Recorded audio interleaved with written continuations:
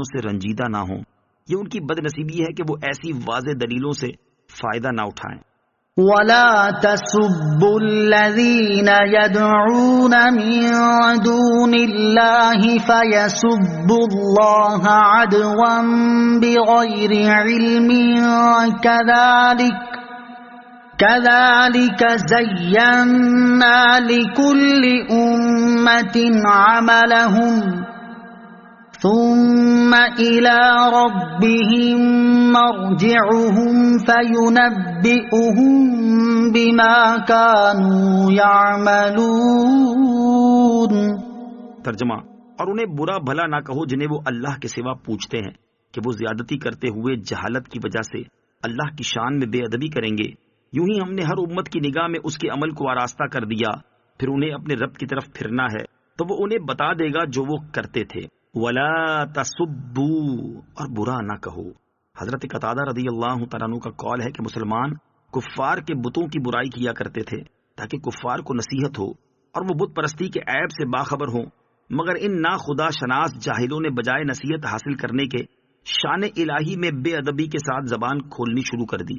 اس پر یہ آیت نازل ہوئی کہ اگرچہ بتوں کو برا کہنا اور ان کی حقیقت کا اظہار طاعت و ثواب ہے، لیکن اللہ عز و جل اور اس کے رسول صلی اللہ علیہ وسلم کی شان میں کفار کی بد گوئیوں کو روکنے کے لیے اس کو منع فرمایا گیا.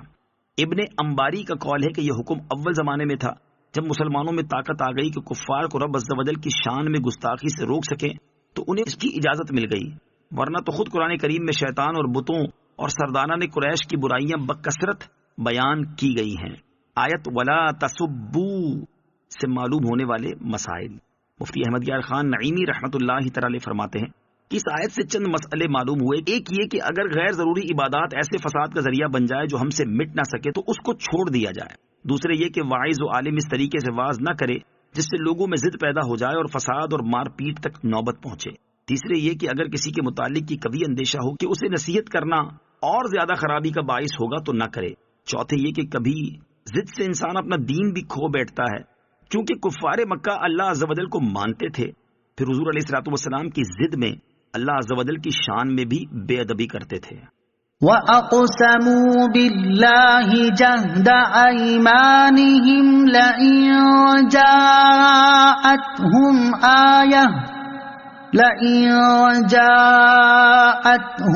آيَةٌ لَّيُؤْمِنُنَّ بِهَا قُلْ إِنَّمَا الْآيَاتُ عِندَ اللَّهِ وَمَا يُشْعِرُكُمْ أَنَّهَا إِذَا جَاءَتْ لَا يُؤْمِنُونَ. ترجمہ: اور انہوں نے بڑی تاکید سے اللہ کی قسم کھائی کہ اگر ان کے پاس کوئی نشانی آئی تو ضرور اس پر ایمان لائیں گے. تم فرما دو کہ نشانیاں تو اللہ کے پاس ہیں، اور تمہیں کیا خبر کہ جب وہ نشانیاں آئیں گی تو بھی یہ ایمان نہیں لائیں گے. وَأَقْسَمُوا بِاللَّهِ جَهْدَ أَيْمَانِهِمْ، اور انہوں نے بڑی تاکید سے اللہ کی قسم کھائی. کفار مکہ نے تاجدار رسالت صلی اللہ تعالی علیہ وسلم کی خدمت میں عرض کی کہ آپ علیہ الصلوۃ والسلام حضرت موسیٰ اور حضرت عیسیٰ علیہ الصلوۃ والسلام کے معجزات بیان فرماتے ہیں، اگر ہم کو ہماری منہ مانگی نشانیاں دکھا دیں تو ہم آپ علیہ الصلوۃ والسلام پر ایمان لے آئیں گے. نبی کریم علیہ الصلوۃ والسلام نے فرمایا تم کیا چاہتے ہو؟ انہوں نے کہا صفا پہاڑ سونے کا ہو جائے یا ہمارے بعض مردے جی کر آپ علیہ الصلوۃ والسلام کی گواہی دے دیں یا فرشتے ہمارے سامنے آ جائیں. آپ علیہ الصلوۃ والسلام نے فرمایا اگر ان میں سے کچھ دکھا دوں تو ایمان لے آؤ گے؟ وہ قسمیں کھا کر بولے کہ ضرور. آپ علیہ الصلوۃ والسلام نے ارادہ فرمایا کہ دعا کریں. حضرت جبریل علیہ الصلوۃ والسلام نے آ کر عرض کیا کہ اے محبوب صلی اللہ تعالی علیہ وسلم آپ جو دعا کریں گے قبول ہوگی، لیکن اگر یہ لوگ ایمان نہ لائے تو ابھی ہلاک کر دیے جائیں گے، اور اگر زندہ رہے تو شاید ان میں کوئی ایمان لے آئے. تب حضور اقدس علیہ الصلوۃ والسلام نے دعا کا ارادہ چھوڑ دیا. اس پر یہ آیت کریمہ نازل ہوئی. وَنُقَلِّبُ أَفْئِدَتَهُمْ وَأَبْصَارَهُمْ كَمَا لَمْ يُؤْمِنُوا بِهِ أَوَّلَ مَرَّةٍ وَنَذَرُهُمْ فِي طُغْيَانِهِمْ يَعْمَهُونَ. ترجمہ: اور ہم ان کے دلوں اور ان کی آنکھوں کو پھیر دیں گے جیسا کہ یہ پہلی بار اس پر ایمان نہ لائے تھے، اور انہیں ان کی سرکشی میں بھٹکتے ہوئے چھوڑ دیں گے. وَنُقَلِّبُ، اور ہم پھیر دیں گے. ارشاد فرمایا کہ جس طرح پہلے ان لوگوں کے سامنے نبی کریم علیہ الصلوۃ والسلام کے دست اقدس پر اللہ عز و جل کی نشانیاں ظاہر ہوئی تھیں، جیسے چاند کا 2 ٹکڑے ہو جانا اور اسی طرح کے دیگر عظیم معجزات، لیکن یہ ان پر ایمان نہیں لائے تھے، اسی طرح یہ اب بھی ایمان نہیں لائیں گے، اور ان کے ایمان لانے کے سب وعدے جھوٹے ہیں۔ وَلَوْ أَنَّنَا نَزَّلْنَا إِلَيْهِمُ الْمَلَائِكَةَ وَكَلَّمَهُمُ الْمَوْتَى وَحَشَرْنَا عَلَيْهِمْ كُلَّ شَيْءٍ قُبُلًا مَا كانوا ليؤمنوا إلا أن يشاء الله ولكن أكثرهم يجهلون۔ ترجمہ، اور اگر ہم ان کی طرف فرشتے اتار دیتے اور مردے ان سے باتیں کرتے اور ہم ہر چیز ان کے سامنے جمع کر دیتے جب بھی وہ ایمان لانے والے نہ تھے، مگر یہ کہ خدا چاہتا، لیکن ان میں اکثر لوگ جاہل ہیں۔ وَلَوْ أَنَّنَا نَزَّلْنَا إِلَيْهِمُ الْمَلَائِكَةَ، اور اگر ہم ان کی طرف فرشتے اتار دیتے۔ پچھلی آیت میں اجمالی طور پر بیان ہوا تھا کہ نشانیاں طلب کرنے والے کفار کے مطالبات پورے کر دیے جائیں تو بھی وہ ایمان نہ لائیں گے، اور اس آیت مبارکہ میں اس اجمال کی تفصیل بیان ہوئی ہے۔ شان نزول، کفار مکہ تاجدار رسالت صلی اللہ تعالی علیہ وسلم سے مذاق کے طور پر کہا کرتے کہ اگر آپ سچے ہیں تو ہمارے مردوں کو زندہ کر دیجئے تاکہ ہم ان سے پوچھیں کہ محمد صلی اللہ تعالی علیہ وسلم جو فرماتے ہیں وہ حق ہے یا نہیں، اور آپ ہمیں فرشتے دکھائیے جو ہمارے سامنے آپ کے رسول ہونے کی گواہی دیں، یا اللہ اور فرشتوں کو ہمارے سامنے لائیے۔ ان کے جواب میں یہ آیت کریمہ نازل ہوئی اور فرمایا گیا کہ اے محبوب، اگر ہم کفار کے مطالبے کے مطابق ان کی طرف فرشتے اتار دیں جنہیں وہ ان کی اصلی شکل میں دیکھ لیں اور وہ ان سے آپ کی رسالت کی گواہی سن لیں، یوں ہی اگر ہم ان کے مطلوبہ یا عام مردے زندہ کر کے ان کے سامنے کھڑے کر دیں تاکہ یہ ان سے معلوم کر لیں کہ آپ جو پیغام لائے ہیں وہ حق ہے یا نہیں، تب بھی یہ ایمان نہیں لائیں گے، بلکہ اگر ہم ان کے مطالبات سے زائد مخلوقات میں سے ہر خشک و تر شجر و حجر، نباتات و حیوانات ان کے سامنے جمع کر دیں تب بھی یہ لوگ ایمان نہیں لائیں گے، اور نہ آپ کی تصدیق کریں گے اور نہ ہی آپ کی پیروی کریں گے۔ البتہ جن کی قسمت میں ایمان لکھا ہوگا اور اللہ تعالیٰ کی مرضی جن کے ایمان کے متعلق ہوگی وہ ایمان لائیں گے۔ اللہ تعالیٰ کی مشیت سے متعلق 2 اہم مسائل۔ اس مقام پر 2 اہم مسائل ذہن نشین رکھیں۔ نمبر 1، اللہ تعالیٰ نے اس کائنات کو پیدا فرمایا اور جیسا ہونے والا تھا اور جیسا کوئی کرنے والا تھا وہ سب اللہ تعالیٰ کے علم ازلی میں تھا اور اس نے وہی لکھ دیا۔ تو یہ نہیں کہ جیسا اس نے لکھ دیا ویسا ہم کو کرنا پڑتا ہے، بلکہ جیسا ہم کرنے والے تھے ویسا اس نے لکھ دیا۔ زید کے ذمے برائی لکھی اس لیے کہ زید برائی کرنے والا تھا، اگر زید بھلائی کرنے والا ہوتا تو وہ اس کے لیے بھلائی لکھتا۔ تو اللہ تعالیٰ کے علم یا اس کے لکھ دینے نے کسی کو مجبور نہیں کر دیا۔ نمبر 2، یہ درست ہے کہ بندوں کے تمام افعال اللہ تعالیٰ کے ارادے، اس کی مشیت اور اس کی قضا سے وجود پذیر ہوتے ہیں، لیکن قادر و قدیر رب عز و جل نے انسان کو پتھر اور دیگر جمادات کی طرح بے بس، مجبور اور بالکل بے اختیار نہیں بنایا، بلکہ اسے ایک قسم کا اختیار دیا ہے کہ کوئی کام چاہے تو کرے چاہے نہ کرے، اور اس کے ساتھ عقل بھی دی ہے کہ اپنا برا بھلا، نفع و نقصان پہچان سکے۔ پھر نیکی یا بدی، اچھائی یا برائی میں سے جس کام کو اختیار کرتا ہے اللہ تعالیٰ اس کی قوت اس انسان میں پیدا فرما دیتا ہے، اور اسی اختیار کے اعتبار سے وہ جزا و سزا کا مستحق قرار پاتا ہے۔ اگر انسان نیکی یا بدی، اچھائی یا برائی پر کوئی اختیار ہی نہیں رکھتا تو انبیاء کرام علیہ الصلوۃ والسلام کو ہدایت کے لیے مبعوث فرمانا، انسان کو احکام کا مکلف کرنا اور اسے اس کے اعمال کی جزا و سزا دینا سب بے معنی اور عبث ہو جائے گا، اور اللہ تعالیٰ کا کوئی کام عبث نہیں ہے۔ خلاصہ یہ ہے کہ ایمان وہی لائیں گے جن کے ایمان کا اللہ تعالیٰ ارادہ فرمائے گا، اور کفر وہی کریں گے جن کے کفر کا اللہ تعالیٰ ارادہ فرمائے گا، اور اللہ تعالیٰ ان کے کفر کا اس لیے ارادہ فرماتا ہے کہ وہ کفر کو اختیار کرتے ہیں۔ وَكَذَلِكَ جَعَلْنَا لِكُلِّ نَبِيٍّ عَدُوًّا شَيَاطِينَ الْإِنسِ وَالْجِنِّ يُوحِي بَعْضُهُمْ إِلَى بَعْضٍ زُخْرُفَ الْقَوْلِ غُرُورًا وَلَوْ شَاءَ رَبُّكَ مَا فَعَلُوهُ فَذَرْهُمْ وَمَا يَفْتَرُونَ۔ ترجمہ: اور اسی طرح ہم نے ہر نبی کا دشمن بنایا انسانوں اور جنوں کے شیطانوں کو، ان میں ایک دوسرے کو دھوکہ دینے کے لیے بناوٹی باتوں کے وسوسے ڈالتا ہے، اور اگر تمہارا رب چاہتا تو وہ ایسا نہ کرتے، اور تم انہیں اور ان کی بناوٹی باتوں کو چھوڑ دو۔ وَكَذَلِكَ جَعَلْنَا لِكُلِّ نَبِيٍّ عَدُوًّا، اور اسی طرح ہم نے ہر نبی کے دشمن کیے ہیں۔ کفار مکہ کی مخالفت اور ایذا رسانیوں کی وجہ سے سرکار دو عالم صلی اللہ تعالی علیہ وآلہ وسلم بہت رنجیدہ تھے۔ اس پر اللہ تعالیٰ اپنے حبیب صلی اللہ تعالی علیہ وآلہ وسلم کو تسلی دیتے ہوئے فرما رہا ہے کہ اے حبیب صلی اللہ تعالی علیہ وآلہ وسلم، جس طرح یہ کفار آپ کی مخالفت اور دشمنی میں سرگرم ہیں، اسی طرح آپ سے پہلے جتنے انبیاء اور رسول علیہ الصلوۃ والسلام گزرے ہیں، سب کی قوم کے کافر چاہے انسان ہوں یا جن ان کے دشمن تھے۔ کفار کی انبیاء اور رسول علیہ الصلوۃ والسلام سے عداوت اور مخالفت ہماری طرف سے ایک آزمائش ہے، تاکہ انبیاء و مرسلین علیہ الصلوۃ والسلام اس پر صبر کر کے اجر عظیم حاصل کریں۔ لہٰذا آپ اپنی قوم کی مخالفت اور عداوت سے رنجیدہ خاطر نہ ہوں۔ یہ ایک دوسرے کو دھوکے میں رکھنے کے لیے نت نئی باتیں گھڑتے ہیں، چالیں چلتے ہیں، فریب کاریاں کرتے ہیں اور وسوسے ڈالتے ہیں تاکہ دوسروں کو گمراہ کریں، اور جو گمراہ ہے وہ گمراہی سے نکل نہ سکیں۔ نیز یہاں بھی ملوز خاطر رہے کہ اگر اللہ عز و جل چاہتا تو وہ ایسا نہ کرتے، لیکن اللہ تعالیٰ اپنی حکمت سے نظام کائنات چلا رہا ہے، اور کفر و ایمان، خیر و شر دونوں کے مد مقابل رہنے میں اس کی حکمتیں ہیں۔ لہٰذا آپ انہیں اور ان کے دھوکے اور فریب کی خوشنما باتوں کو چھوڑ دیں اور صبر کریں۔ اللہ عز و جل انہیں بدلہ دے گا، رسوا کرے گا، اور آپ صلی اللہ تعالی علیہ وسلم کی مدد فرمائے گا۔ آیت مبارکہ سے یہ بھی معلوم ہوا کہ تمام نبیوں کے دشمن ضرور ہوئے ہیں، ایسے ہی علماء اور اولیاء کے دشمن بھی ضرور ہی ہوتے ہیں۔ شیاطین الانس والجن، انسانوں اور جنوں کے شیطان۔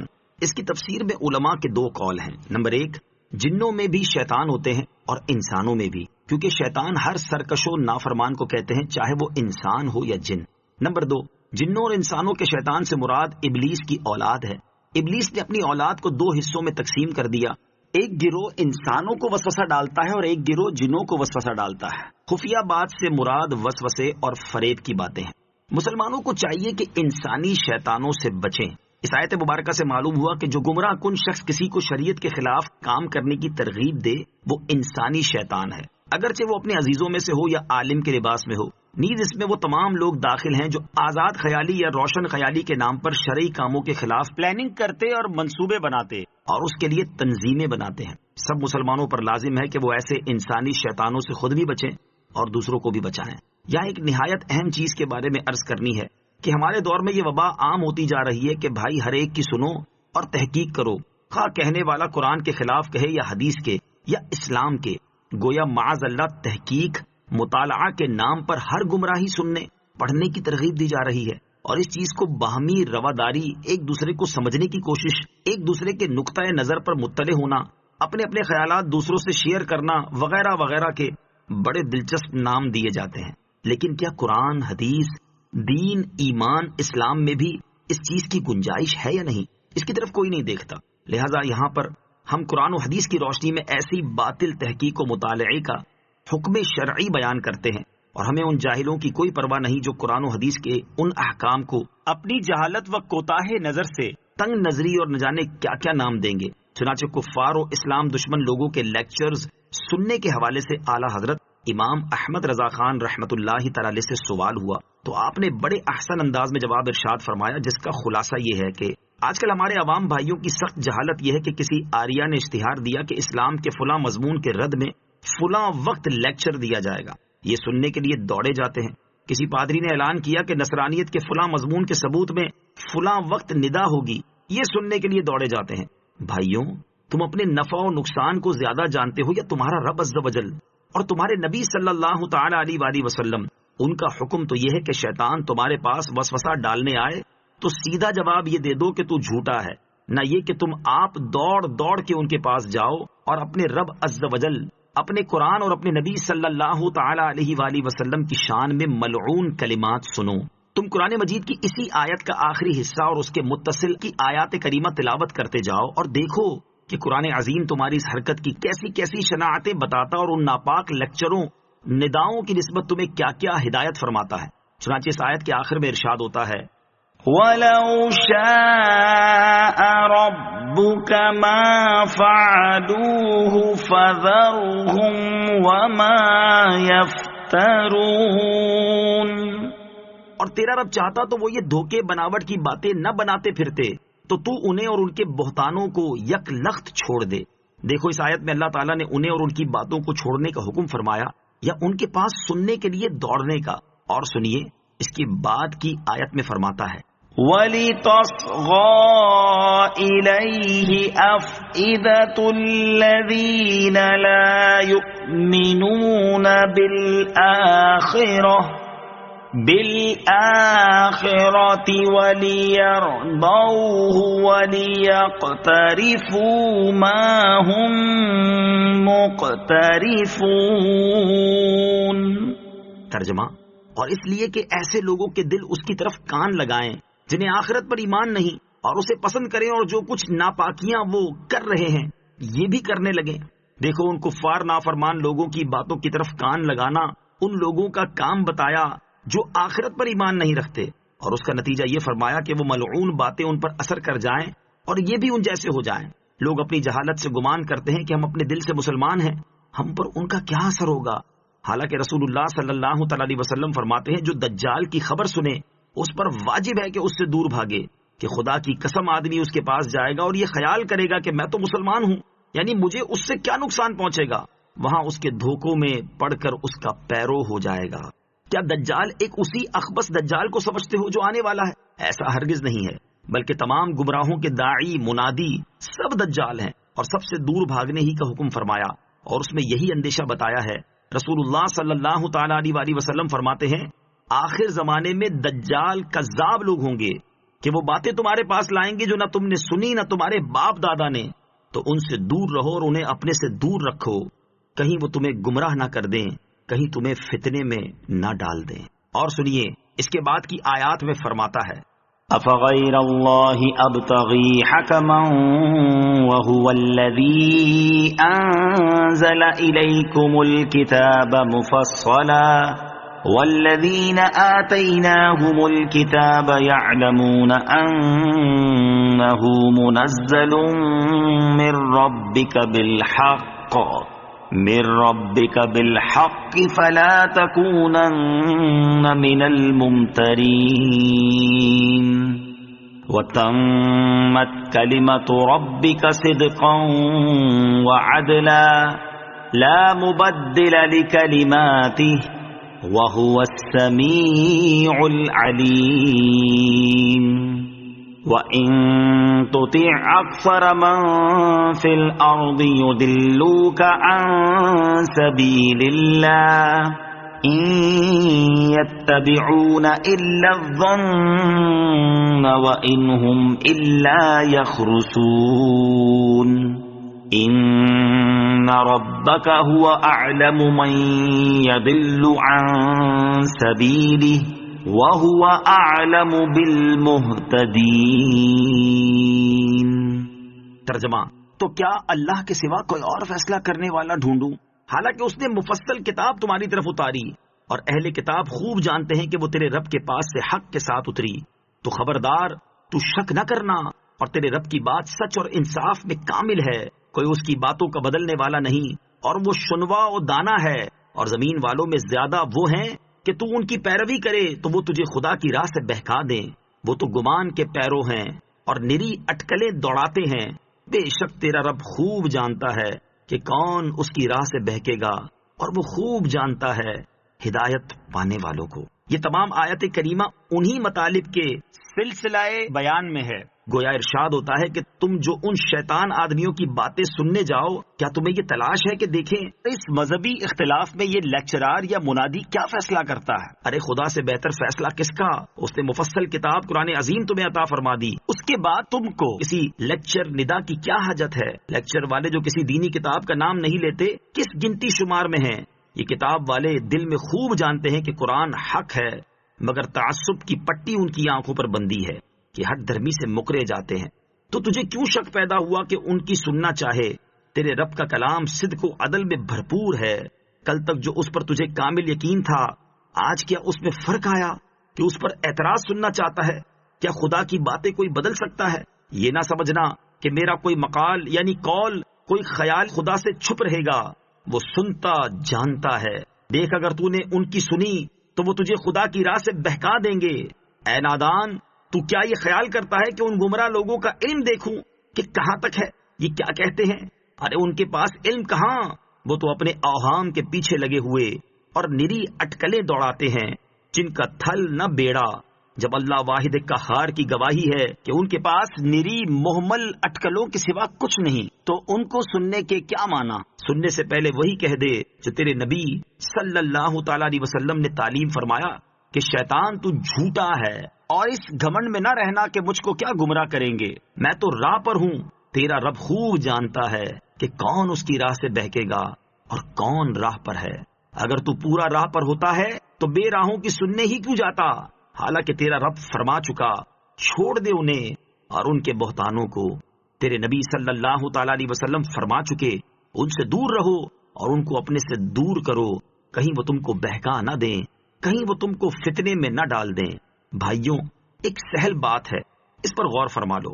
تم اپنے رب عز و جل، اپنے قرآن اور اپنے نبی صلی اللہ تعالی علیہ وسلم پر سچا ایمان رکھتے ہو یا معاذ اللہ اس میں کچھ شک ہے؟ اور جسے شک ہو اسے اسلام سے کیا علاقہ یعنی تعلق؟ وہ ناحق اپنے آپ کو مسلمان کہہ کر مسلمانوں کو کیوں بدنام کرے؟ اور اگر سچا ایمان ہے تو اب یہ فرمائیے کہ ان کے لیکچروں اور نداؤں میں آپ کے رب عز و جل، قرآن، نبی علیہ الصلوۃ والسلام اور ایمان کی تعریف ہوگی یا مذمت؟ ظاہر ہے کہ دوسری صورت ہوگی، اور اسی لیے تم کو بلاتے ہیں کہ تمہارے منہ پر تمہارے خدا، نبی، قرآن اور دین کی توہین و تکذیب کریں۔ اب ذرا غور کر لیجئے کہ ایک شریر نے زید کے نام اشتہار دیا کہ فلاں وقت فلاں مقام پر میں بیان کروں گا کہ تیرا باپ معاذ اللہ بدکار بچہ ہے اور تیری ماں بدکار تھی۔ خدا کے لیے انصاف، کیا کوئی غیرت والا، حمیت والا، انسانیت والا جبکہ اسے اس بیان سے روک دینے، باز رکھنے پر قادر نہ ہو، اسے سننے جائے گا؟ خدا کی قسم ہرگز نہیں۔ کسی بھنگی چمار سے بھی یہ نہ ہو سکے گا۔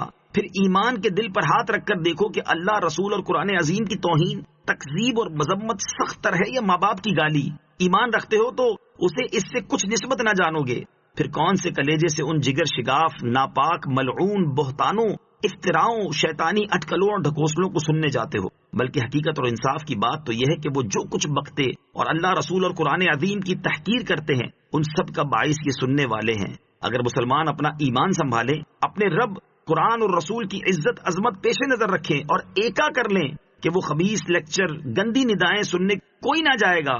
جو وہاں موجود ہوں وہ بھی فوراً وہی مبارک ارشاد کلمہ کہہ کر کہ تو جھوٹا ہے چلا جائے گا، تو کیا وہ دیواروں پتھروں سے اپنا سر پھوڑیں گے؟ تو تم سن سن کر کہلواتے ہو، نہ تم سنو نہ وہ کہیں۔ پھر انصاف کیجئے کہ اس کہنے کا وبال کس پر ہوا؟ علماء فرماتے ہیں ہٹے کٹے جوان تندرست جو بھیک مانگنے کے عادی ہوتے اور اسی کو اپنا پیشہ بنا لیتے ہیں، انہیں دینا ناجائز ہے کہ اس میں گناہ پر شے دینی ہے۔ لوگ نہ دیں تو جھک ماریں اور محنت مزدوری کریں۔ بھائیوں، جب اس میں گناہ کی امداد ہے تو اس میں تو کفر کی مدد ہے۔ قرآن عظیم کی نص قطعی نے ایسی جگہ سے فوراً ہٹ جانا فرض کر دیا اور وہاں ٹھہرنا فقط حرام ہی نہ فرمایا بلکہ سنو تو کیا ارشاد کیا۔ رب عز و جل فرماتا ہے، وَقَدْ نَزَّلَ عَلَيْكُمْ فِي الْكِتَابِ أَنْ إِذَا سَمِعْتُمْ آيَاتِ اللَّهِ يُكْفَرُ بِهَا وَيُسْتَهْزَأُ بِهَا فَلَا تَقْعُدُوا مَعَهُمْ حَتَّى يَخُوضُوا فِي حَدِيثٍ غَيْرِهِ إِنَّكُمْ إِذًا مِثْلُهُمْ إِنَّ اللَّهَ جَامِعُ الْمُنَافِقِينَ وَالْكَافِرِينَ فِي جَهَنَّمَ جَمِيعًا۔ یعنی بے شک اللہ تم پر قرآن میں حکم اتار چکا کہ جب تم سنو کہ خدا کی آیتوں سے انکار ہوتا اور ان کی ہنسی کی جاتی ہے تو ان لوگوں کے پاس نہ بیٹھو جب تک وہ اور باتوں میں مشغول نہ ہوں اور تم نے نہ مانا، اور جس وقت وہ اللہ کی آیات پر اعتراض کر رہے ہیں وہاں بیٹھے تو جب تم بھی انہی جیسے ہو، بے شک اللہ تعالیٰ منافقوں اور کافروں سب کو جہنم جمیعا میں اکٹھا کرے گا۔ دیکھو قرآن فرماتا ہے، ہاں تمہارا رب رحمان فرماتا ہے جو ایسے جلسوں میں جائے، ایسی جگہ کھڑا ہو، وہ بھی انہی کافروں اور آریوں پادریوں کی مثل ہے۔ آہ آہ، حرام تو ہر گناہ ہے، لیکن یہاں تو اللہ واحد قہار یہ فرما رہا ہے کہ وہاں ٹھہرے تو تم بھی ان جیسے ہو۔ مسلمانوں، کیا قرآن عظیم کی یہ آیات تم نے منسوخ کر دی، یا اللہ عز و جل کی اس سخت وعید کو سچا نہ سمجھے، یا کافروں جیسا ہونا قبول کر لیا؟ اور جب کچھ نہیں تو ان جھمگٹوں کے کیا معنی ہیں جو آریوں پادریوں کے لیکچروں نداؤں پر ہوتے ہیں؟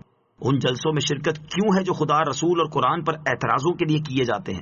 بھائیوں، میں نہیں کہتا، قرآن فرماتا ہے کہ انکم اذا مثلہم، تم بھی انہی جیسے ہو۔ ان لیکچروں پر جھمگٹ والے، ان جلسوں میں شرکت والے سب انہی کافروں کے مثل ہیں۔ وہ اعلانیہ بک کر کافر ہوئے، یہ زبان سے کلمہ پڑھیں اور دل میں خدا، رسول اور قرآن کی اتنی عزت نہیں کہ جہاں ان کی توہین ہوتی ہو وہاں سے بچیں، تو یہ منافق ہوئے۔ جب تو فرمائے کہ اللہ انہیں اور انہیں سب کو جہنم میں اکٹھا کرے گا کہ یہاں تم لیکچر دو اور تم سنو۔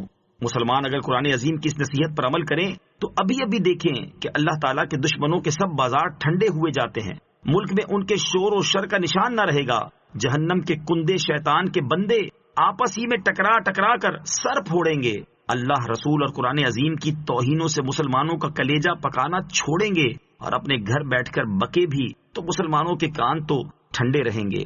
وَلِتَصْغَىٰ إِلَيْهِ أَفْئِدَةُ الَّذِينَ لَا يُؤْمِنُونَ بِالْآخِرَةِ وَلِيَرْضَوْهُ وَلِيَقْتَرِفُوا مَا هُم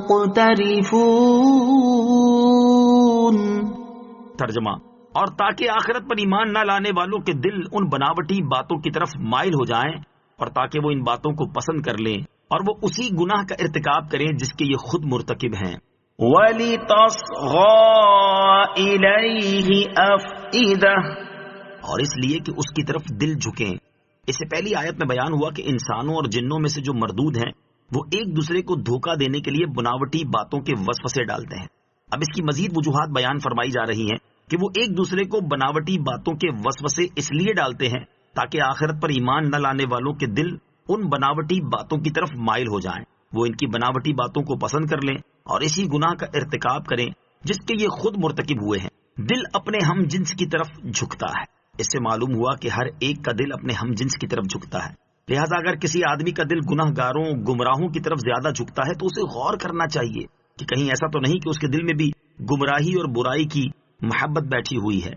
أَفَغَيْرَ اللَّهِ أَبْتَغِي حَكَمًا وَهُوَ الَّذِي أَنزَلَ إِلَيْكُمُ الْكِتَابَ مُفَصَّلًا وَالَّذِينَ آتَيْنَاهُمُ الْكِتَابَ يَعْلَمُونَ أَنَّهُ مُنَزَّلٌ مِّن رَّبِّكَ بِالْحَقِّ فلا تكونن من الممترین۔ ترجمہ، تو کیا میں اللہ کے سوا کسی کو حاکم بنا لوں، حالانکہ وہی ہے جس نے تمہاری طرف مفصل کتاب اتاری، اور جن لوگوں کو ہم نے کتاب دی وہ جانتے ہیں کہ یہ تیرے رب کی طرف سے حق کے ساتھ نازل شدہ ہے، تو اے سننے والے تو ہرگز شک والوں میں نہ ہو۔ أَفَغَيْرَ اللَّهِ أَبْتَغِي حَكَمًا، تو کیا میں اللہ کے سوا کسی کو حاکم بنا لوں؟ شان نزول، کفار مکہ نے سید عالم صلی اللہ تعالی علیہ وسلم سے عرض کیا تھا کہ یہود و نصارہ کے پوپ پادریوں کو ہم اور آپ پنچ بنا لیں جو یہ فیصلہ کریں کہ ہم حق پر ہیں یا آپ۔ تب یہ آیت کریمہ نازل ہوئی۔ اس آیت مبارکہ کا خلاصہ یہ ہے کہ اس سے پہلے کفار کے بارے میں بیان ہوا کہ انہوں نے قسمیں کھا کر کہا کہ اگر ان کی مطلوبہ نشانیاں انہیں دکھا دی جائیں تو وہ ایمان لے آئیں گے۔ اس پر انہیں جواب دیا گیا کہ ان نشانیوں کو ظاہر کرنے کا کوئی فائدہ نہیں، کیونکہ اللہ تعالیٰ اگر ان کی مطلوبہ نشانیاں ظاہر کر دے تو بھی وہ لوگ اپنے کفر پر قائم ہی رہیں گے۔ اب اس آیت مبارکہ میں بیان فرمایا جا رہا ہے کہ نبی اکرم صلی اللہ تعالی علیہ وسلم کی نبوت پر دلالت کرنے والی نشانیاں تو مکمل طور پر ظاہر ہو چکی ہیں۔ ایک نشانی تو یہ ہے کہ اللہ تعالیٰ نے نبی کریم علیہ الصلوۃ والسلام پر مفصل کتاب اتاری جس میں امر و نہی، وعدہ و وعید اور حق و باطل کا فیصلہ، اور تاجدار رسالت صلی اللہ تعالی علیہ وسلم کے صدق کی شہادت اور کفار کے افتراء کا بیان ہے۔ اور دوسری نشانی یہ ہے کہ تورات و انجیل میں رسول اقدس صلی اللہ تعالی علیہ وسلم کے رسول برحق ہونے اور قرآن پاک کی اللہ تعالیٰ کی کتاب ہونے پر دلالت کرنے والی نشانیاں موجود ہیں۔ اللہ تعالیٰ نے جنہیں آسمانی کتاب کی سچی سمجھ نصیب کی، جیسے حضرت عبداللہ بن سلام رضی اللہ تعالیٰ عنہ وغیرہ، نیز عام علماء اہل کتاب ان دلائل کی وجہ سے آپ صلی اللہ تعالی علیہ وسلم کو حق جانتے ہیں، اگرچہ کسی دنیاوی وجہ سے اس کا اقرار نہ کریں۔ لہٰذا اے حبیب صلی اللہ تعالی علیہ وسلم، تم ان مشرکین سے فرما دو کہ کیا میں اللہ عز و جل کے سوا کسی اور کو حاکم و قاضی بنا لوں جو میرے اور تمہارے درمیان فیصلہ کرے؟ حالانکہ اللہ تعالیٰ نے میری نبوت کے حق ہونے کا فیصلہ فرما دیا ہے کہ جب اس نے عاجز کر دینے والی کتاب یعنی قرآن پاک کو مجھ پر نازل فرما دیا تو میری نبوت کے درست ہونے کا فیصلہ بھی ہو گیا، اور اللہ عز و جل کے فیصلے سے بڑھ کر اور کسی کا فیصلہ نہیں، لہٰذا اب میری نبوت کا اقرار کرنا ضروری ہے۔ فلا تكونن من الممترین، تو اے سننے والے تو ہرگز شک والوں میں نہ ہو۔ ایک قول یہ ہے کہ یہاں خطاب نبی اکرم علیہ الصلوۃ والسلام سے ہے۔ اس صورت میں معنی یہ ہوا کہ اے حبیب صلی اللہ تعالی علیہ وسلم، آپ اس بات پر شک کرنے والوں میں نہ ہونا کہ اہل کتاب کے علماء جانتے ہیں کہ یہ قرآن حق ہے اور اللہ تعالیٰ کی طرف سے نازل ہوا ہے۔ دوسرا معنی یہ ہے کہ اے حبیب صلی اللہ تعالی علیہ وسلم، آپ اس بات پر شک کرنے والوں میں نہ ہونا کہ ہم نے آپ کو جو بیان کیا ہے وہ حق ہے یا نہیں۔ یاد رہے کہ اس کا تعلق ان باتوں سے ہے جو کسی کو ابھارنے کے لیے کی جاتی ہیں، ورنہ حضور پرنور علیہ الصلوۃ والسلام تو شک کر ہی نہیں سکتے۔ دوسرا قول یہ ہے کہ بظاہر اگرچہ خطاب سرکار رسالت صلی اللہ تعالی علیہ وسلم سے ہے لیکن مراد ان کا غیر ہے۔ اب معنی یہ ہوا کہ اے قرآن پاک کو سننے والے انسان، تو اس بات میں شک نہ کرنا کہ یہ اللہ تعالیٰ کی طرف سے نازل ہوا ہے، کیونکہ یہ ایسا عاجز کر دینے والا کلام ہے کہ اللہ تعالیٰ کے علاوہ کوئی اور اس جیسا کلام پیش کرنے پر قادر ہی نہیں۔ وَتَمَّتْ كَلِمَةُ رَبِّكَ صِدْقًا وَعَدْلًا لَا مُبَدِّلَ لِكَلِمَاتِهِ وَهُوَ السَّمِيعُ الْعَلِيمُ۔ ترجمہ: اور سچ اور انصاف کے اعتبار سے تیرے رب کے کلمات کامل ہیں، اس کے کلمات کو کوئی بدلنے والا نہیں اور وہی سننے والا جاننے والا ہے۔ وَتَمَّتْ كَلِمَةُ رَبِّكَ، اور پوری ہے تیرے رب کی بات۔ رب کی بات سے مراد وہ فیصلہ الہی ہے جو کفار و مومن کے متعلق ہو چکا، یا اس سے تمام آسمانی کتابیں مراد ہیں، یا قرآن شریف۔ الغرض جو کچھ بھی مراد ہو، مقصود بالکل ظاہر ہے۔ قرآن مجید کی 4 شانیں، اس آیت کریمہ میں قرآن پاک کی 4 شانیں بیان کی گئی ہیں۔ نمبر 1، قرآن پاک مکمل ہے، اس کا کوئی پہلو ناتمام نہیں۔ نمبر 2، قرآن پاک میں بتائی گئی تمام باتیں حق اور سچائی پر مبنی ہیں۔ نمبر 3، جو شرعی احکام قرآن پاک میں ہیں وہ ہر اعتبار سے عدل و انصاف پر مشتمل ہیں۔ نمبر 4، قرآن پاک ہمیشہ کے لیے ہر طرح کی تبدیلی اور تحریف سے محفوظ ہے۔ مخلوق کے شر سے بچنے کے لیے 3 وظائف۔ اس آیت میں اللہ تعالیٰ کے مکمل کلمات کا ذکر ہوا، اس کی مناسبت سے ہم یہاں مخلوق کے شر سے بچنے کے 3 وہ وظائف ذکر کرتے ہیں جن میں اللہ تعالیٰ کے مکمل کلمات کا ذکر ہے۔ نمبر 1، حضرت عبداللہ بن عباس رضی اللہ تعالیٰ عنہما فرماتے ہیں، تاجدار رسالت صلی اللہ تعالیٰ علیہ وسلم حضرت حسن اور حضرت حسین رضی اللہ تعالیٰ عنہما پر چند کلمات پڑھ کر پھونکا کرتے اور فرماتے، تمہارے جد امجد بھی حضرت اسماعیل اور حضرت اسحاق علیہم الصلاۃ والسلام پر انہیں پڑھ کر دم کیا کرتے تھے۔ وہ کلمات یہ ہیں: اعوذ بکلمات اللہ التامۃ من کل شیطان وہامہ ومن کل عین لامہ۔ شیطان کے شر اور نظر بد سے محفوظ رہنے کے لیے یہ وظیفہ انتہائی مفید ہے۔ نمبر 2، حضرت خولہ بنت حکیم رضی اللہ تعالی عنہا سے روایت ہے، حضور اقدس صلی اللہ تعالی علیہ وسلم نے ارشاد فرمایا، جو شخص سفر کے دوران کسی جگہ اترے اور یہ کلمات کہے، اعوذ بکلمات اللہ التامات من شر ما خلق، تو اس مقام سے کوچ کرنے تک اسے کوئی چیز نقصان نہیں پہنچائے گی۔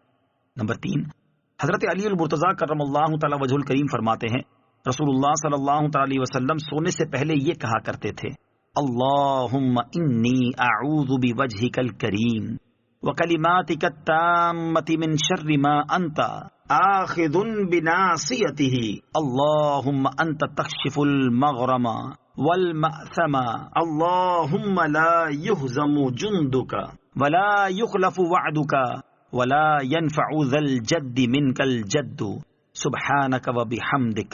اے اللہ عز و جل، میں تیری بزرگ ذات اور تیرے مکمل کلمات کی پناہ پکڑتا ہوں اس کے شر سے جسے تو پیشانی سے پکڑنے والا ہے۔ اے اللہ عز و جل، تو ہی قرض ادا کرواتا اور گناہوں کو معاف کرتا ہے۔ اے اللہ عز و جل، تیرے لشکر کو شکست نہیں ہوگی اور تیرا وعدہ غلط نہیں ہوگا۔ تیرے سامنے کسی زور آور کا زور نہیں چلتا، تو پاک ہے اور سب تعریفیں تیرے لیے ہیں۔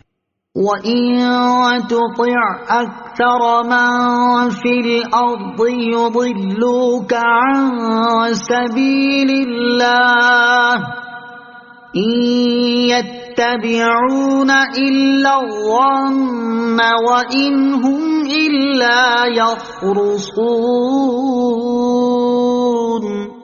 ترجمہ: اور اے سننے والے، زمین میں اکثر وہ ہیں کہ تو ان کے کہے پر چلے تو تجھے اللہ کی راہ سے بہکا دیں۔ یہ صرف گمان کی پیروی کرتے ہیں اور یہ صرف اندازے لگا رہے ہیں۔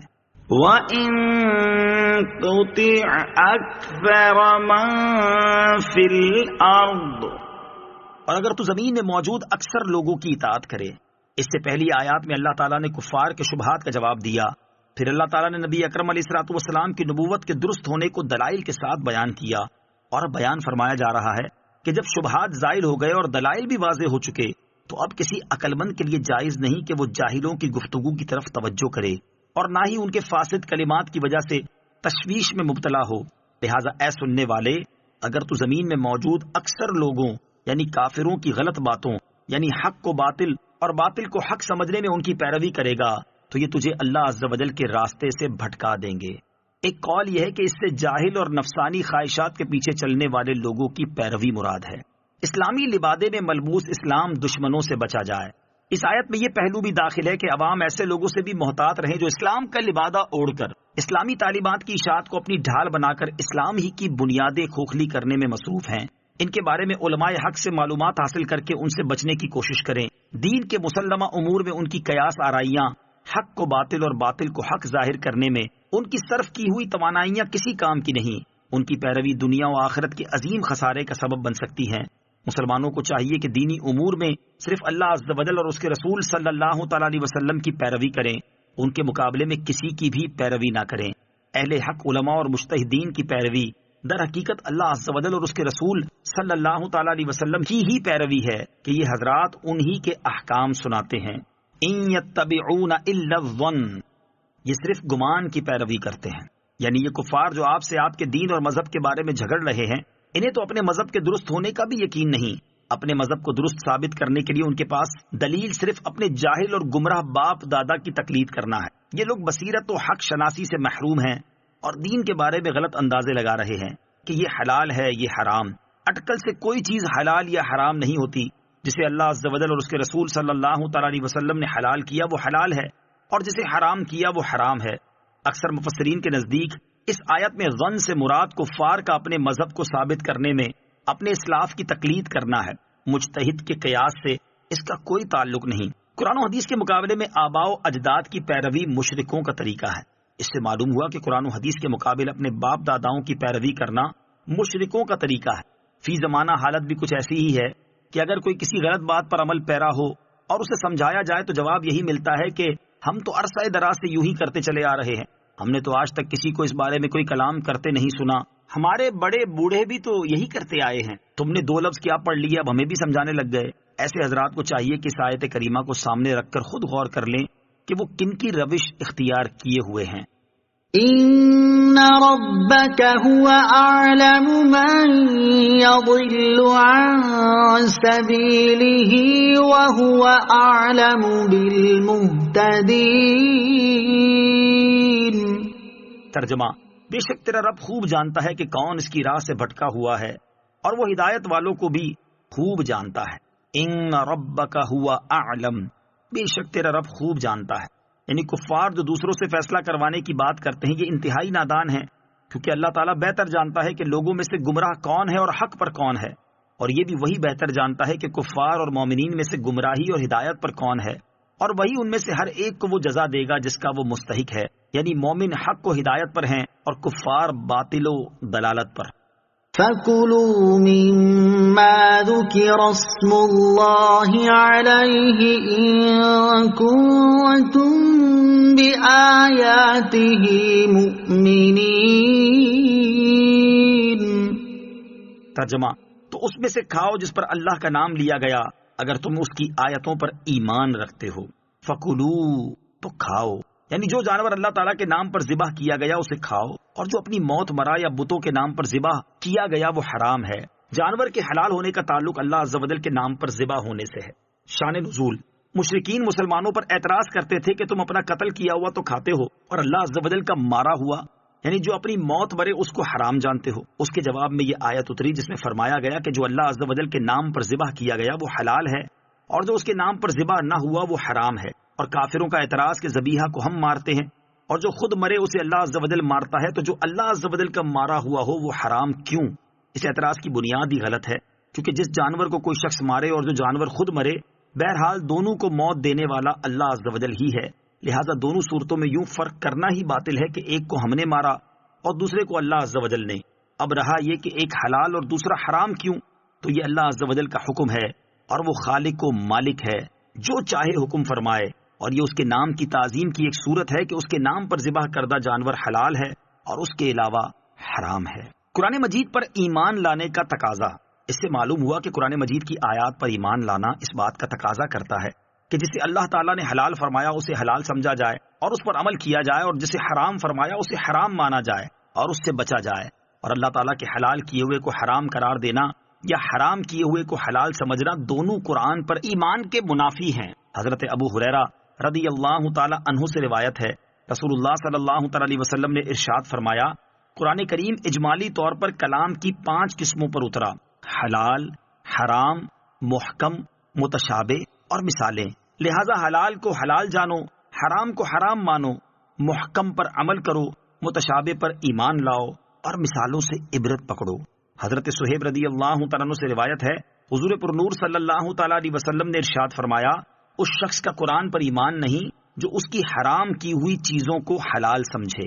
وَمَا لَكُمْ أَلَّا تَأْكُلُوا مِمَّا ذُكِرَ اسْمُ اللَّهِ عَلَيْهِ وَقَدْ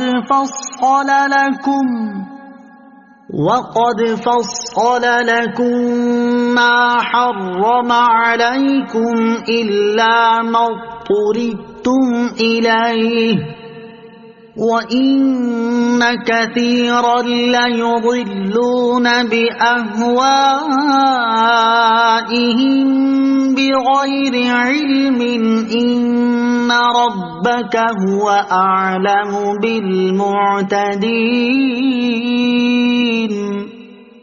ترجمہ، اور تمہیں کیا ہے کہ تم اس میں سے نہ کھاؤ جس پر اللہ کا نام لیا گیا ہے، حالانکہ وہ تمہارے لیے وہ چیزیں تفصیل سے بیان کر چکا ہے جو اس نے تم پر حرام کی ہیں، سوائے ان چیزوں کے جن کی طرف تم مجبور ہو جاؤ، اور بے شک بہت سے لوگ لا علمی میں اپنی خواہشات کی وجہ سے گمراہ کرتے ہیں، بے شک تیرا رب حد سے بڑھنے والوں کو خوب جانتا ہے۔ وَمَا لَكُمْ أَلَّا تَأْكُلُوا، اور تمہیں کیا ہے کہ تم نہ کھاؤ، یعنی اس جانور کو کھانے سے کیا چیز تمہیں روک رہی ہے جسے اللہ تعالیٰ کے نام پر ذبح کیا گیا ہے، حالانکہ جو چیزیں حرام تھی وہ اللہ تعالیٰ نے تمہیں تفصیل سے بیان فرما دی ہیں، اور جس چیز کو اللہ تعالیٰ نے حرام نہیں فرمایا اسے حرام سمجھنا کیسی حماقت ہے۔ حرام چیزوں کا ذکر تفصیل کے ساتھ ہوتا ہے، اس سے معلوم ہوا کہ قانون یہ ہے کہ حرام چیزوں کا مفصل ذکر ہوتا ہے اور جس چیز کو حرام نہ فرمایا گیا ہو وہ حلال ہے۔ حرام چیزوں کا تفصیلی بیان متعدد صورتوں میں اور سرکار دو عالم صلی اللہ تعالی علیہ وسلم کے فرامین میں موجود ہے۔ یوں ہی مجبوری کی حالت میں حرام چیز کھانے کا بیان قرآن پاک میں کئی جگہ موجود ہے۔ وَإِنَّ كَثِيرًا لَيُضِلُّونَ، اور بے شک بہت سے لوگ گمراہ کرتے ہیں۔ کفار بحیرہ اور صائبہ بتوں پر چھوٹے ہوئے جانوروں کو تو حرام جانتے ہیں، اور جو جانور غیر خدا کے نام پر ذبح ہوں یا خود مر جائیں انہیں حلال جانتے ہیں، حالانکہ معاملہ اس کے بالکل برعکس ہے، لہٰذا ان جاہلوں کی بات نہ مانو۔ حلال چیزیں حرام قرار دینے والوں کو نصیحت۔ اس آیت کریمہ کو پڑھ کر وہ لوگ غور کریں جو اپنی نفسانی خواہشات کی وجہ سے چیزوں کو حرام یا حلال قرار دے کر گمراہ کرتے ہیں، شریعت سے ان کا کوئی تعلق نہیں ہوتا، اسی طرح ان حضرات کو بھی غور کرنے کی حاجت ہے جو اس جانور کو حرام کی صف میں داخل کر دیتے ہیں کہ جسے ذبح کرتے وقت اللہ تعالیٰ کا نام لے کر ذبح کیا گیا اور اس سے مقصود کسی ولی یا بزرگ کو ثواب پہنچانا تھا۔ ان ربک هو اعلم بالمعتدین، بے شک تیرا رب حد سے بڑھنے والوں کو خوب جانتا ہے، یعنی اے حبیب صلی اللہ تعالی علیہ وسلم آپ کا رب عز و جل ان لوگوں کو خوب جانتا ہے جنہوں نے اس چیز کو حرام قرار دے دیا جسے اللہ عز و جل نے حلال کیا، اور جسے اس نے حرام کیا اسے حلال کہہ دیا۔ اللہ تعالیٰ انہیں ان کی حرکتوں کی سزا دے گا۔ اس آیت مبارکہ سے ان لوگوں کو بھی ڈرنا چاہیے جو بغیر علم محض اپنی رائے سے حلال و حرام کا غلط فتویٰ دیتے ہیں۔ وَذَرُوا ظَاهِرَ الْإِثْمِ وَبَاطِنَهُ إِنَّ الَّذِينَ يَكْسِبُونَ الْإِثْمَ سَيُجْزَوْنَ بِمَا كَانُوا يَقْتَرِفُونَ۔ ترجمہ، اور ظاہری اور باطنی سب گناہ چھوڑ دو، بے شک جو لوگ گناہ کماتے ہیں انہیں ان قریب ان گناہوں کا بدلہ دیا جائے گا جن کا وہ ارتکاب کرتے تھے۔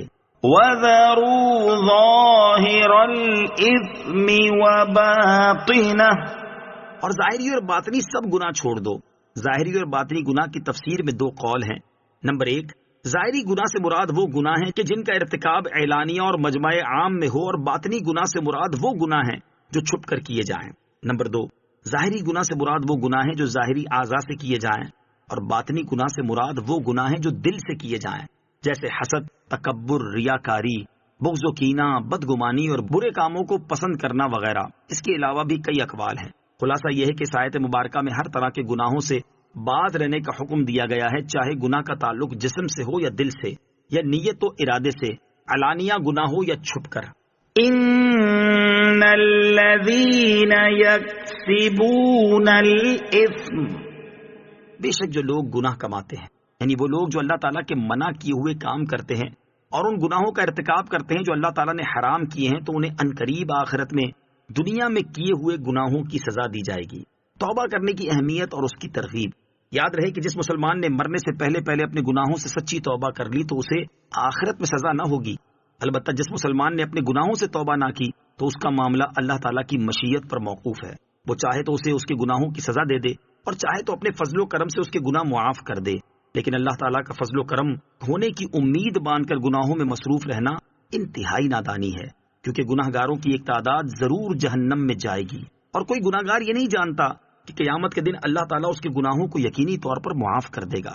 علامہ اسماعیل حقی رحمۃ اللہ تعالی فرماتے ہیں، بے شک سب گناہ گار مشیت کے خطرے میں ہیں، بلکہ اطاعت گزار بھی نہیں جانتے کہ ان کا خاتمہ کیسا ہوگا۔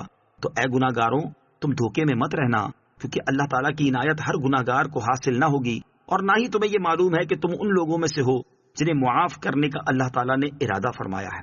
امام محمد غزالی رحمۃ اللہ تعالی فرماتے ہیں، جو انسان یہ آس لگائے بیٹھا ہے کہ میں مومن ہوں اور اللہ تعالیٰ مومنوں کے گناہ معاف کر دے گا، تو اسے یہ تصور کرنا چاہیے کہ شاید اللہ تعالیٰ اس کے گناہوں کو معاف نہ کرے، اور یہ بھی ممکن ہے کہ جب انسان اطاعت نہ کرے تو اس کا ایمانی درخت کمزور و ناتواں ہو جائے اور نزا کے وقت موت کی سختیوں کے تند جھونکوں سے اکھڑ جائے، کیونکہ ایمان ایک ایسا درخت ہے جس کی پرورش عبادت کے پانی سے ہوتی ہے، اور جب اسے یہ پانی نہ ملا اور اس نے قوت نہ پکڑی تو اس کے اکھڑ جانے کے خطرات ہر وقت اس پر منڈلاتے رہیں گے۔ اگر وہ اپنا ایمان سلامت لے گیا تو یہ بھی امکان ہے کہ اللہ تعالیٰ اسے بخش دے، اور یہ بھی ممکن ہے کہ اسے عذاب میں مبتلا کر دے۔ لہٰذا اس آسرے پہ بیٹھے رہنا کہ اللہ تعالیٰ مجھے بخش دے گا بہت بڑی حماقت ہے، اور اس شخص کی مثال اس آدمی کی طرح ہے جو اپنے مال و اسباب کو تباہ کر کے اور بال بچوں کو بھوکا چھوڑ کر یہ خیال کرے کہ شاید ویرانے میں خزانہ مل جائے، یا اس شخص کی مثال اس آدمی کی طرح ہے جو کسی ایسے شہر میں رہ رہا ہو جسے لوٹا جا رہا ہو، اور وہ اپنے خزانے اس امید پر نہ چھپائے کہ ہو سکتا ہے جب لوٹنے والا ہمارے گھر میں آئے تو وہ آتے ہی مر جائے گا یا اندھا ہو جائے گا یا وہ میرے گھر کو دیکھ نہ سکے گا۔ یہ سب باتیں اگرچہ ممکن ہیں لیکن ان پر اعتماد کرنا اور احتیاط سے ہاتھ اٹھا لینا حماقت ہے۔ آپ رحمۃ اللہ تعالی علیہ احیاء العلوم میں فرماتے ہیں، گناہ ایمان کے لیے اس طرح نقصان دہ ہیں جیسے مضر صحت کھانے جسم کو نقصان پہنچاتے ہیں، وہ معدے میں جمع ہوتے رہتے ہیں، حتیٰ کہ اخلاط یعنی صفرا، بلغم وغیرہ مزاج کو بدل دیتے ہیں اور اس کو پتہ بھی نہیں چلتا، یہاں تک کہ اس کا مزاج بگڑ جاتا ہے اور وہ اچانک بیمار ہو جاتا ہے اور پھر اچانک مر جاتا ہے۔ تو گناہوں کا معاملہ بھی یہی ہے، چنانچہ نتیجہ یہ ہوا کہ جب اس فانی دنیا میں ہلاکت کے خوف سے وہ زہر سے بچتا ہے اور ان خانوں سے فوری طور پر بھی اور ہر حال میں بچتا ہے جو نقصان دہ ہوتے ہیں، تو ابدی ہلاکت سے ڈرنے والے پر بدرجائے اولا گناہوں سے اجتناب ضروری ہے۔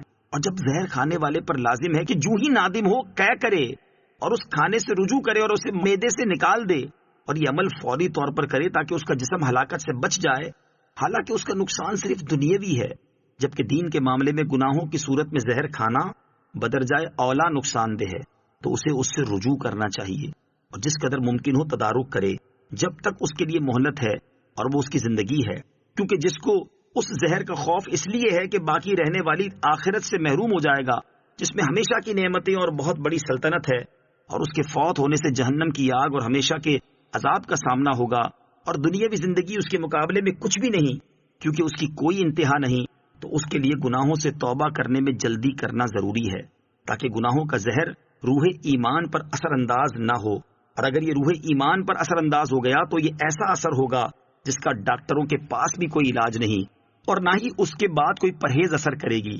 اس کے بعد نصیحت کرنے والوں کی نصیحت اور واعظین کا واعظ بھی فائدہ نہیں دے گا، اور اس پر یہ بات ثابت ہو جائے گی کہ وہ ہلاک ہونے والوں میں سے ہے۔ وَلَا تَأْكُلُوا مِمَّا لَمْ يُذْكَرِ اسْمُ اللَّهِ عَلَيْهِ وَإِنَّهُ لَفِسْقٌ وَإِنَّ الشَّيَاطِينَ لَيُوحُونَ إِلَىٰ أَوْلِيَائِهِمْ لِيُجَادِلُوكُمْ وَإِنْ أَطَعْتُمُوهُمْ إِنَّكُمْ لَمُشْرِكُونَ۔ ترجمہ: اور جس پر اللہ کا نام نہ لیا گیا ہو اسے نہ کھاؤ، اور بے شک یہ نافرمانی ہے، اور بے شک شیطان اپنے دوستوں کے دلوں میں وسوسے ڈالتے ہیں تاکہ وہ تم سے جھگڑیں، اور اگر تم ان کا کہنا مانو گے تو اس وقت تم بھی یقیناً مشرک ہوگے۔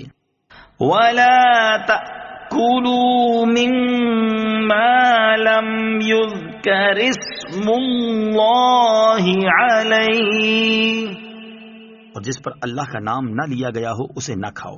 جس جانور پر ذبح کے وقت اللہ تعالیٰ کا نام لیا گیا اس کا کھانا حلال ہے۔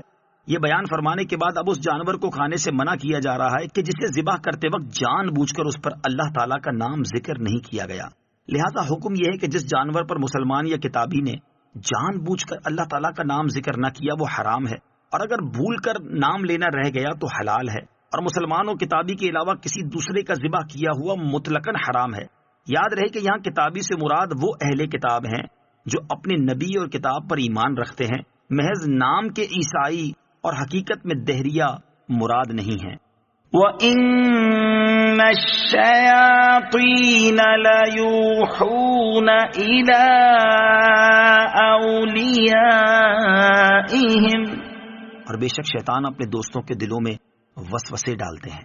اس آیت مبارکہ کی تفسیر کا خلاصہ یہ ہے کہ شیطان اپنے دوستوں یعنی مشرکوں کے دلوں میں وسوسے ڈالتے ہیں تاکہ وہ مردار کھانے کے معاملے میں تم سے جھگڑا کریں، جیسا کہ اوپر کافروں کا ایک اعتراض نقل کیا گیا ہے۔ مزید فرمایا گیا کہ اے مسلمانوں، اگر تم نے اللہ تعالیٰ کے حرام کردہ کو حلال کہنے میں ان کافروں کی بات مانی تو اس وقت تم بھی یقیناً مشرک ہوگے، کیونکہ دین میں حکم الہی کو چھوڑنا اور دوسرے کے حکم کو ماننا اور اللہ تعالیٰ کے سوا اور کو حاکم قرار دینا شرک ہے۔ علم کے بغیر دینی مسائل میں جھگڑنا شیطانی لوگوں کا کام ہے۔ اس آیت سے معلوم ہوا کہ بغیر علم دینی مسائل میں جھگڑنا یا محض جھگڑے کی نیت سے مناظرہ کرنا شیطانی لوگوں کا کام ہے، لیکن تحقیق حق کے لیے مناظرہ کرنا عبادت ہے۔ أَوَمَنْ كَانَ مَيْتًا فَأَحْيَيْنَاهُ وَجَعَلْنَا لَهُ نُورًا يَمْشِي بِهِ فِي النَّاسِ كَمَنْ مَثَلُهُ فِي الظُّلُمَاتِ لَيْسَ بِخَارِجٍ مِّنْهَا كَذَلِكَ زُيِّنَ لِلْكَافِرِينَ مَا كَانُوا يَعْمَلُونَ۔ ترجمہ: اور کیا وہ جو مردہ تھا پھر ہم نے اسے زندہ کر دیا اور ہم نے اس کے لیے ایک نور بنا دیا جس کے ساتھ وہ لوگوں میں چلتا ہے، کیا وہ اس جیسا ہو جائے گا جو اندھیروں میں پڑا ہوا ہے اور ان سے نکلنے والا بھی نہیں؟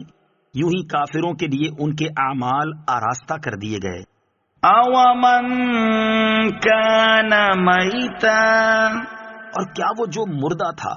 اس آیت میں مردہ سے کافر اور زندہ سے مومن مراد ہے، کیونکہ کفر دلوں کے لیے موت جبکہ ایمان زندگی ہے، اور نور سے ایمان مراد ہے جس کی بدولت آدمی کفر کی تاریکیوں سے نجات پاتا ہے۔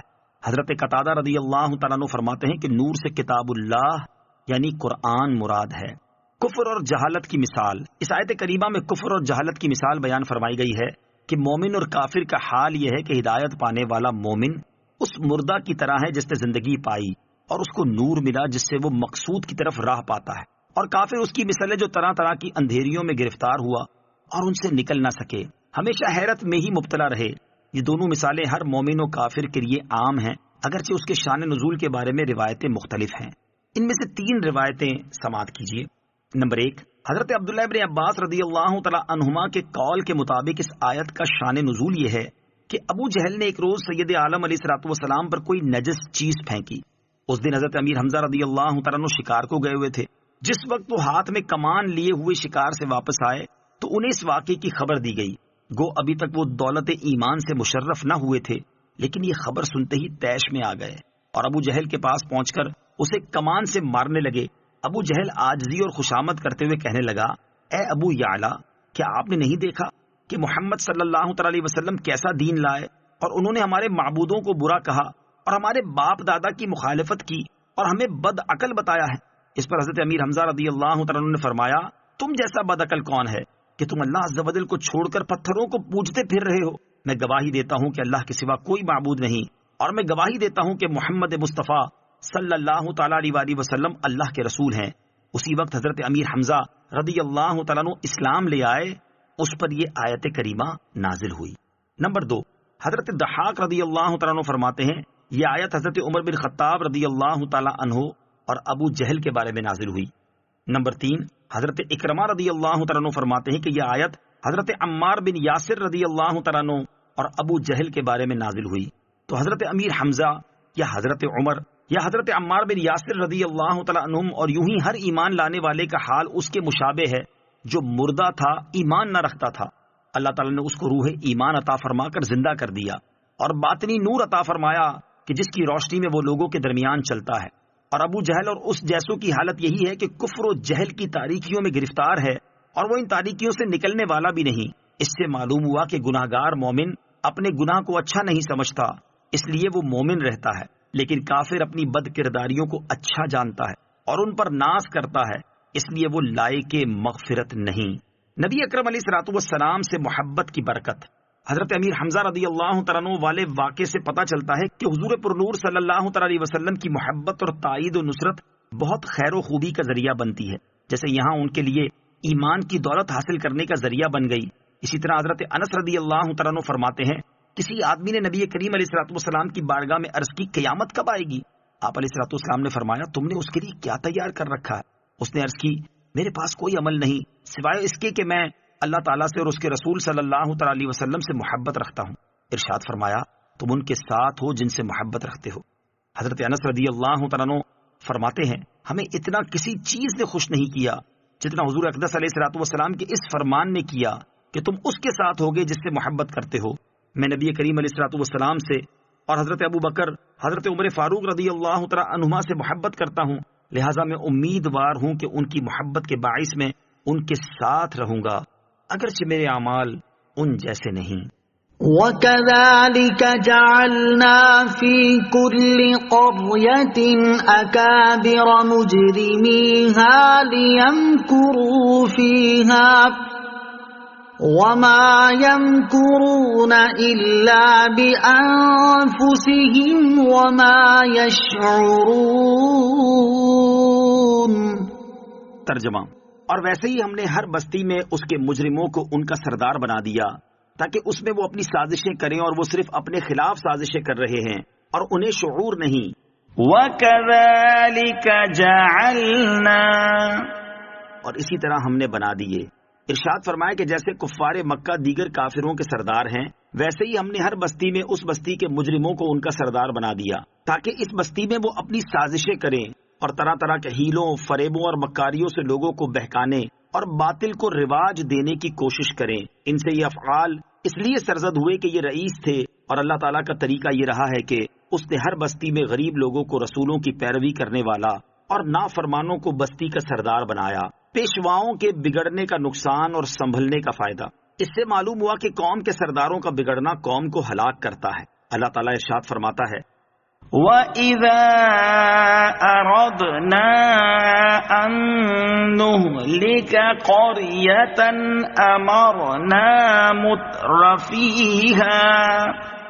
أَمَرْنَا مُتْرَفِيهَا فَفَسَقُوا فِيهَا فَحَقَّ عَلَيْهَا الْقَوْلُ فَدَمَّرْنَاهَا تَدْمِيرًا۔ ترجمہ